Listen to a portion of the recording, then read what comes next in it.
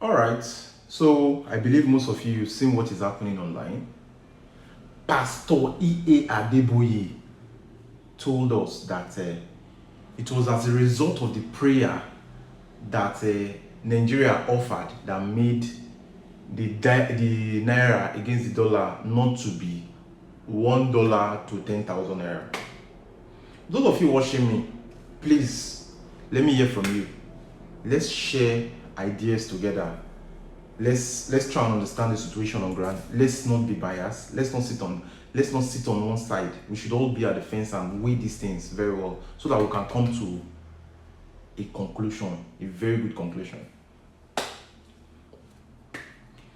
How can you tell me that because of prayer, that's why the dollar against the naira is not $1 to 10,000 naira? How? What about those countries that don't believe in God? They don't believe in God. They don't pray. What happened to them? How are they doing better than us? We that pray.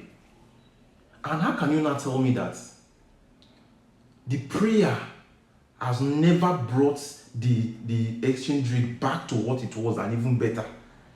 Why is it that it's always going on? Because I don't know. You watching me, tell me. Has there ever been a time where the dollar was went back, let's say went back to 150 naira or went back to 100 naira to the dollar? The dollar has always been 150, 200, 250, 300, 500, 800, 700, 1000, one something now. The thing is always going up. Is the prayer not bringing it down? Why is it stabilizing it at the top? It's getting confused. I don't know. This is not me trying to be biased or trying to question your calling. I have nothing to do with that. I was not the one God called you. I'm not saying anything and I'm not opposing your spirituality. I'm just trying to be fair. And see some reasons why you say some things and how it goes, how I understood it.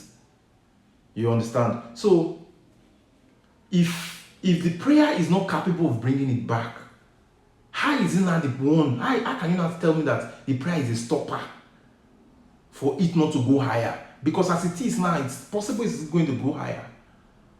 One thing I've come to understand about dollar always increasing against the naira is the fact that it's very simple, and majority of you watching me will understand what I'm saying. It has to do with importation. There is nothing special about it. This thing is simple and crystal clear and very simple for anyone to understand. Even a 5 years old child will understand. Nigeria is a country with over 200 million citizens or 200 million people. 90% of what we have is imported, if not even more, is imported. For example, let me give you examples, because sometimes we don't just say things without stating facts. Let me state some facts for you. All our celebrities in Nigeria, all of them, none of them drive innocent motors. The ones that drive innocent motors that was made and produced here is a gift, or maybe as a result of their partnership or their endorsement deal, they give them the car. They all buy Rolls Royce, Tesla, Ferrari, Bugatti, bigger cars, and so on and so forth. That one is a big problem first, because now there's always a demand for dollar. You want to buy these things now, you will need to look for their dollar to buy their own item. The rate at which we import cars, used cars to this country is on the very high side. Importation, the value, the demand of dollar is high. And you don't expect these things not to go up. Petroleum products that God gives to us as our natural mineral resources, we depend on other people for refined products. And we have refineries here. All petroleum peoples, all those marketers and importers, they buy petroleum products from abroad. We buy these things like on a regular. At least these are things that people can say, yes, these things. There are other things we also depend on, some food items, even drinks, Coca-Cola and Co. We don't produce anything in this country. The little ones we even produce that people tries to produce, we don't patronize them. Which country was that was producing rice? That first time Buhari came to office, I don't know, most of you that are watching me can remember, when they stopped the importation of rice for some time, the rate at which it was stopped affected the country, because the country depends solely on export of rice. So imagine a country that depends solely on importation. You expect that prayer will affect the dollar. How? And you still depend on this thing. This thing is simple and crystal clear. You are not producing.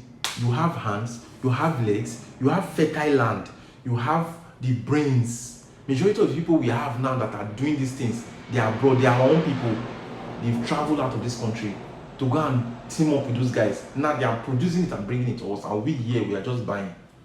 We don't buy anything here. As far as rice, it's hard for us to even have our homemade local rice. We don't even patronize our own selves. And you're telling me that it was as a result of prayer, sir. How does prayer affect this one? I don't understand. Spirituality has nothing to do with physical. Like, money is made by man. It was not made by God. It was a universal agreement by men to have money as a legal means of exchange within themselves. So how does prayer come in between this thing? How does it? If, let's say, for example, we are doing good, we are producing our own thing and we're eating, and these things happening, we cannot say, okay, prayer is coming in between. But not when there are no infrastructures or there are no things put in place. Let's be realistic. Majority of you men of God, the numbers of churches you have, even these mosque people, imam, mosque, the numbers of churches we have in this country is alarming. From A to Z, we have all the alphabet in total. We have them in total. A, B, different kinds of churches.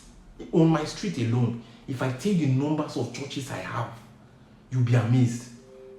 Imagine those numbers of churches. Imagine there was one like that. I don't know the name of the pastor. I would have called the person's name. He has over 200,000 churches, more than. Imagine those 200,000 churches were companies or factories that were producing different kinds of items. And we citizens now, we are patronizing these things. Instead of depending on these guys to bring it, those guys will be begging us now to come and take. They have in abundance. But we don't have anything like that. We are just dependent on those guys.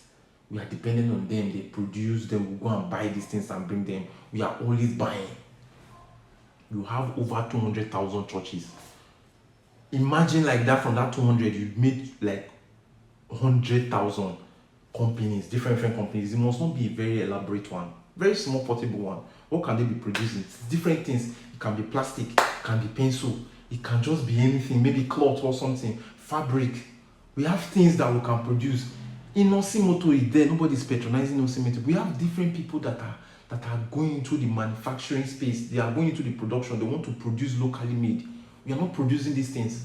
We keep sitting down, praying every day for something that is looking at us. Something that is looking at us, and tomorrow we are committing to spirituality. There are places where spirituality comes into play. But in this case, we don't need spirituality for this one. And prayer has nothing to do with dollar or naira stability or something. It has nothing. We should all learn to educate our audience more. Educate them more. They should work and patronize homemade more than patronizing foreign brands. That is the best approach.